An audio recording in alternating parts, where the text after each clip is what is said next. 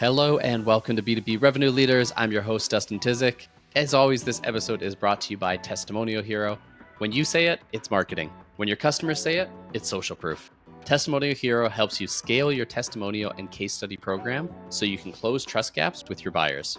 On this episode, I'm joined by Naomi Soman, who is a copywriter for the acquisition team at Similarweb.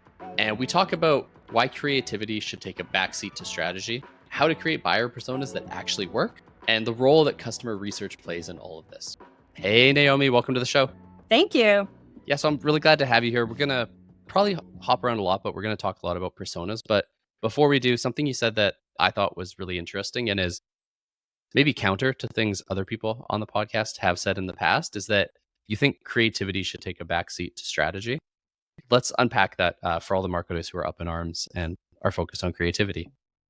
Yeah, for sure. So it can be a little bit of a controversial point, but I think that in today's day and age, if you are working on big paid campaigns, especially, which I do, you are spending $10,000, $30,000, $100,000 a month.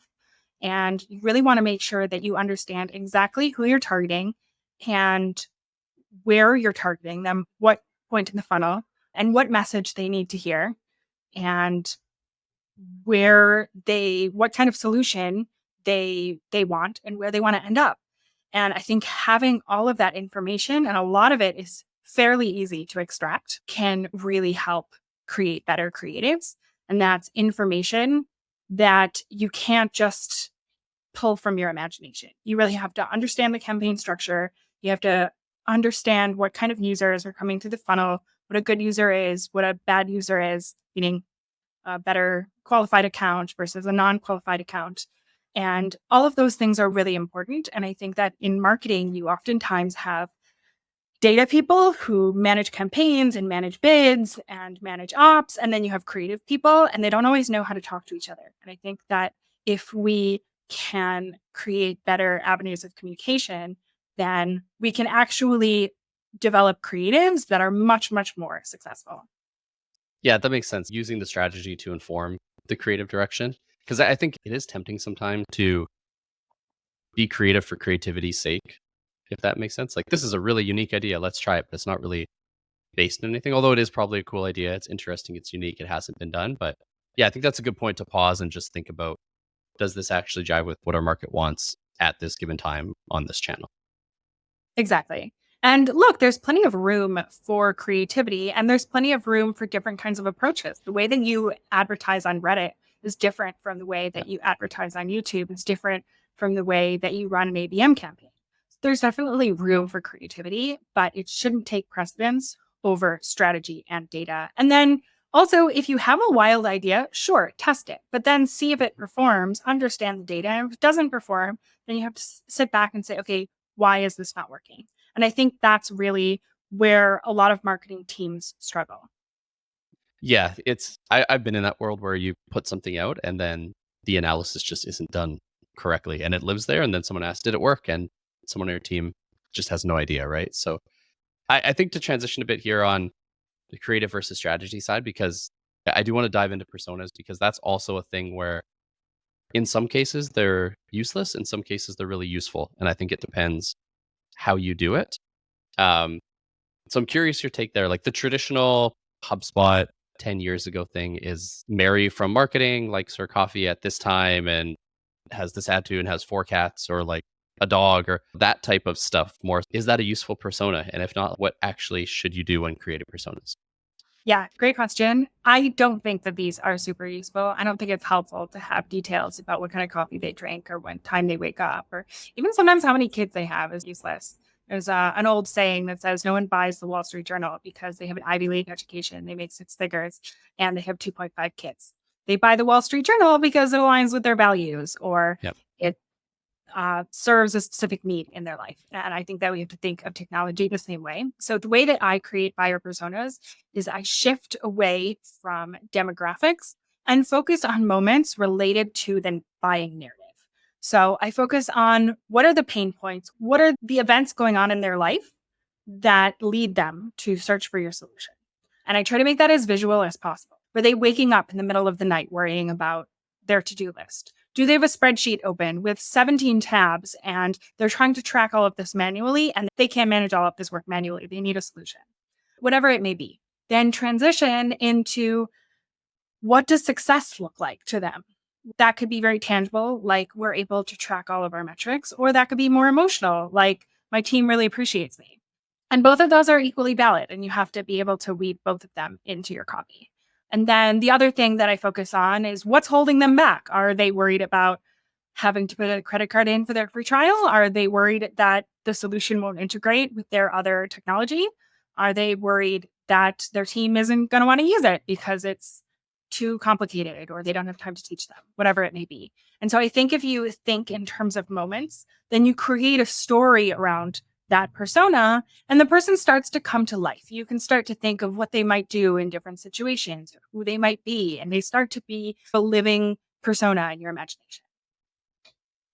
Yeah, that obviously seems a lot more tactical and something you can act on than, like you said, what type of coffee they drink. I'm curious then at the starting point, because you mentioned, what is keeping them up at night? What is the solution? Is the starting point for all of these what is the problem that is keeping them up at night? Or is it something else? Is that always the starting point when you're coming up with creating a new persona or figuring out what persona to actually go after? Yeah, I think the pain points are definitely the best place to start, especially because marketing, we want to drive people into the funnel. So usually when you talk about stages of awareness, we talk about people who are unaware, people who are problem aware, solution aware, product aware, and most aware. And for a lot of B2B SaaS, we're dealing with people who are in problem, solution, and product aware. Then once they get to product aware, we send them off to a free trial or we send them off to the sales team and then they finish the buying process. But in the marketing stages where we're trying to reel them in, we want to reflect their own reality back to them. We want to mirror their own issues back to them. And so pain points are a really great way to start. And I think that when you can get that pain point exactly right, you're able to have that moment with the user where they go, oh my God, I deal with that every day. It's so frustrating. When I was working at Monday.com, we oftentimes we would show like an email thread with those email threads where there's 17 emails and you have no idea what on earth what you're supposed to gain from that email. So we used to show a lot of that. And then people would be like, oh my God, this is me. I need this. Yeah, I have a bunch of those in my email inbox right now. Painfully, I think we all do. So that I'm curious there because I would imagine this all then starts with research, customer and prospect research. And the reason I say that is because I've worked at companies where CEO or a head of product or whatever thinks the problem is X. And then when you actually go to market or talk to people who use the product, they don't care about that at all. And it's actually problem Y they're solving for. So is that the main component? If you were at a new company, you're thinking through this, thinking through personas, is that where you would begin? Is the actual external research side, or would it be something else? That's a great question. I'm a big advocate of testing. So I think that, yes, you should do research, but don't wait to start executing until you finish your research. Number one, because you never finish your research. And number two, because you get a lot of really great feedback when you start testing. So do a little bit of research. Take with the head of product or the CEO or whoever it is, take their pain points and start creating materials. Ads are a really great way to start because you get feedback immediately. Either people click or they don't click.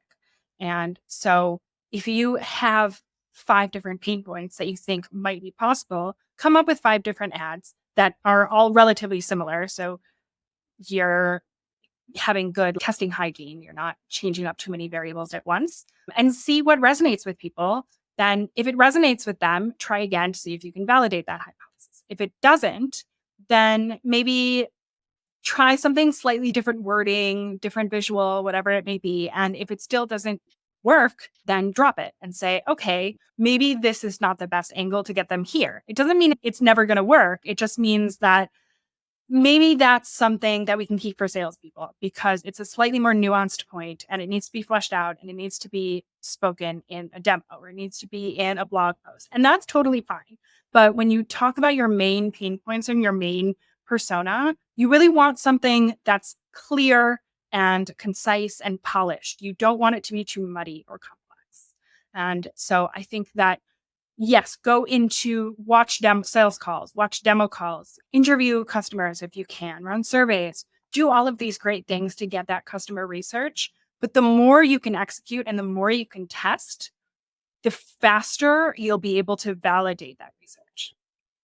Yeah, I think the advantage too of testing with advertising is it's actually quantitative. I'm also a big fan of having sales test the message or add it to a slide because there's something to be said about that more qualitative. I'm going to watch this recording. How does this person react? Like we throw out this pain point. Do they nod and agree and say, yeah, that's brutal. It's keeping me up at night? Or do they just eyes glaze over, not Yeah. care? So I think, yeah, that combo is super important there. So talking about sales and marketing there, one thing that can often be difficult with this is actually packaging up the personas into materials that all the teams can use. So include CS as well, I would say, like marketing, sales, and CS should all be have the same persona in mind and be saying messages that all tie back to a core message, even though they're at different stages. I know there's no easy answer for how do you get them all aligned, but how do you maybe start to think about packaging up the persona and the information about the buyer to distribute to the teams?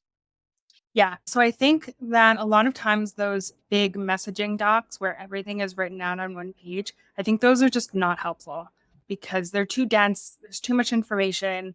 It's very hard to deal with. Now, if you're, I think that it slightly changes when you add sales and customer success to the mix. But what I have done for marketing is this is at Monday.com. So we used Monday.com to create it. And what we did was we went through lots and lots of interviews and sales calls and demos, and we would copy and paste the examples of what people said into the Monday.com board. And then we would categorize them. So we have 7 different pain points. We had one pain point was like, I feel like I'm out of control, or I feel like I can't report everything to upper management simply. And then we would categorize it again by the size of the company. And then we were able to create a dashboard because everything was well quantified. So we were able to create these boards that said, okay, enterprise companies, these are their pain points in order. And then for small and medium businesses, these are their pain points, but it's in this order. And so it's very visual and very tactical. And then we were able to give descriptions of what that pain point looked like. And then if somebody wanted more information, they were able to filter by all of those pain points and see what the actual person said, what it actually looked like to them, how they expressed it. And so for marketing, that's super valuable because if you're writing an ad, if you're writing a website page, you can actually take that language and then copy and paste and plug and play a little bit, putting it directly on the page. Yeah, I think that's a key point of using the customer voice because, you know, a lot of good copywriting is, like you said, taking an existing thing that a customer said and just transforming it to fit whatever narrative, not the narrative, but whatever channel you have it on as well. So I like the idea of categorizing that and having an easy way for sales to go after it. Did you use the same process to unpack how to get everything across the buyer's journey? Because I would imagine this is pain point X, but you're going to communicate it very differently in an awareness campaign versus renewal or a sales conversation. So is that how you unpacked it as well? Yeah. So my general philosophy when it comes to across the buyer's journey is to not keep it too complicated. So Yeah. early on in the buyer's journey, you want to focus on problem, get them from problem stage to solution stage. And then if so an ad can focus on the problem and mention the solution, then the landing page, once they click on the ad, focuses on the benefits. It focuses on a solution. And then later on, if you think like a competitor campaign, so if you're bidding on your competitors' keywords, for example, then it's going to be more focused on the product. Then you're going to be more focused on the features. So the later down, the further you are in the stages of awareness, the further you are in the further you are in the funnel, the further Mhm. you are in the buyer's journey. It should map pretty carefully, pretty closely.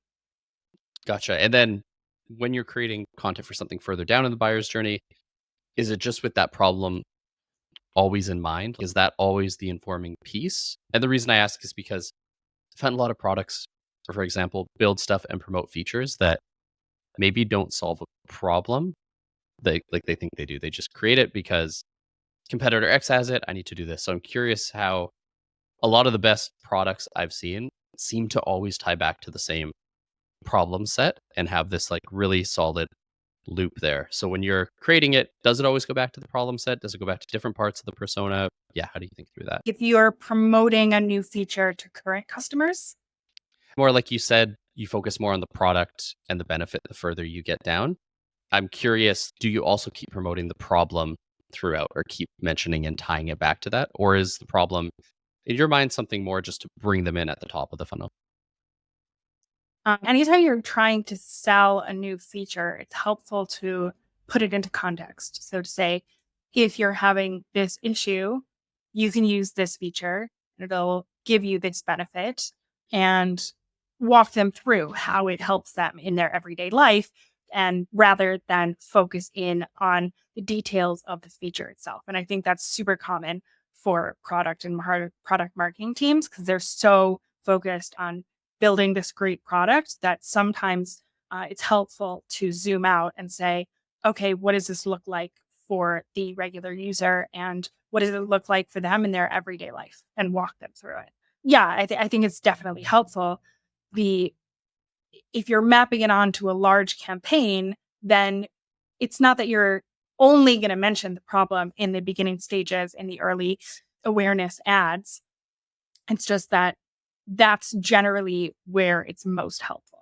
You can still mention it on a landing page, you can still mention it in an email, but the focus should be what do they need to hear? If I'm comparing Similarweb and SEMrush, then I'm going to want to know what the details are of each platform. I'm not going to need to know what the problem is because I already know the problem. I'm already researching the different competitors. So you can mention it, but it should be to support the main goal, which is this is how we're better, or these are the features that are going to be super helpful because somebody who's used these platforms before generally knows the outline. Yeah, I think the differentiation piece there is something that is maybe missed a lot when people focus too high up on the message. Because I found that where, I don't know, say I'm looking at a new product category, just pick a random one like marketing analytics. I go to 6 sites and I cannot tell for the life of me what the difference is between these companies because they're all saying the same thing. So I think that's a key one, unpacking it. And I think that's one companies struggle with. And I know you focus a lot on conversion copywriting, right? So how maybe how direct should companies be there to call out their differences? Because it seems like there maybe is a bit of tiptoeing sameness approach, and people are maybe afraid to rock the boat a bit there. So I'm curious, when you think through that, if you're in a competitive space that there's 6 or 7 products that are like yours, not, how direct are you in actually calling all that out? Yeah, it's good that you mentioned the competitiveness of the space because some products are not in a competitive space. They're in a new category. There aren't that many competitors. And so they don't have this issue. But if you're in a Yeah. space where everyone is bidding on competitor keywords, then you do have to be more aggressive. Your level of aggression should match the level of competition. But I don't think it has to be nasty. I think it just has to be clear.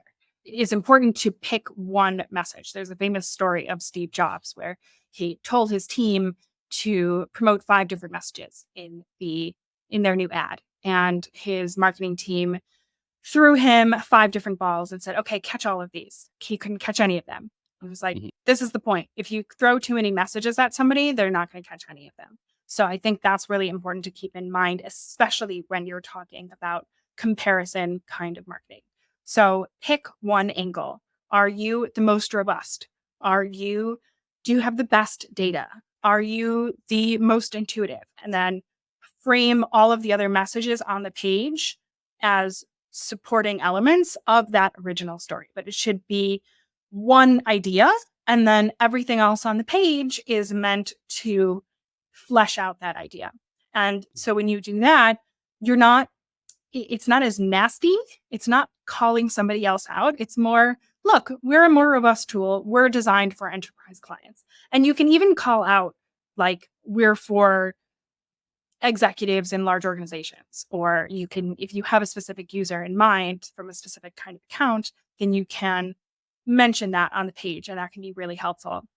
But I would say whatever it is that you do best, focus on that, and then make everything else an extension of that. And then if you want, you can compare specific features like we have this, they have that, and you can create a comparison table. But if you have that overarching theme, then it's more helpful than the comparison table or like G2 comparison or like those charts where we got 9.8 on this on this third party. Like that's not as helpful. And saying we are the most robust tool. We are designed for large enterprise organizations, or we have the best data. Our data is more accurate. Something like that. Yep, exactly. Or even I've seen companies do the opposite where it's we are not for this group Yeah. and kind of calling out that as well. And I think one thing you mentioned there too is you didn't use the word repetition, but a lot of it is just repetition and getting the same message out. And I find as marketers, because we see every piece of or almost every piece of content or copy or everything the company does, the repetition hits us harder. And sometimes we're like, we need to try something new. We need to not repeat this as much. When in reality, no one in your market cares that much about you and has seen every piece of content. So I think that's a key point as well. Like, and as a copywriter, feel free to disagree here or agree, but is that something you focus on well is really that repetition and just beating the drum and hammering it home, even to the point where maybe it is a bit uncomfortable because you're just used to seeing the same thing over and over. Yeah, I think the trick is finding what it is that you're repeating. So just ringmonday.com as another example, it was always if you manage a team. And pretty much everything we created had the terms manage a team. So our YouTube ads, if you manage a team, you need monday.com. And Yeah. like in our ads and our emails, and that manage a team was in every single piece of copy. Now that's subtle enough that it doesn't feel like you're repeating it, but it's Mhm. clear enough that any user would instantly get a sense of what the solution does just from that phrase.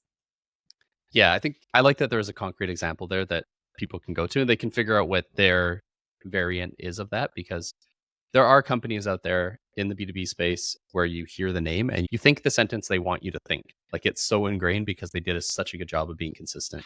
Naomi, we jumped around a decent amount from actual personas that can be used, staying away from focusing on the demographics and what kind of coffee they drink and all that kind of minute stuff that maybe doesn't matter. If people want to connect with you, learn more, anything at all like that, where should they go? Yeah, you can connect with me on LinkedIn. My name is Naomi Soman, and I would love to continue the conversation. Cool. So we'll include that link. And Naomi, thanks so much for joining me today. Thank you. It was a great conversation. Thanks for listening to this episode. My key takeaway was really around buyer personas, mostly because I've always kind of thought the traditional buyer persona is pretty useless. Like the marketing Mary who likes cream and sugar in her coffee and wakes up at 7 a.m. or whatever they have in there. It just isn't useful, in my opinion. But a persona that focuses on the key moments in Mary's work life and how your product or service can help them, now that's a valuable persona. So if you enjoyed this episode, please feel free to leave us a review on Apple Podcasts, or you can comment on the episode on Spotify. And as always, I'll be back next Tuesday with a new episode.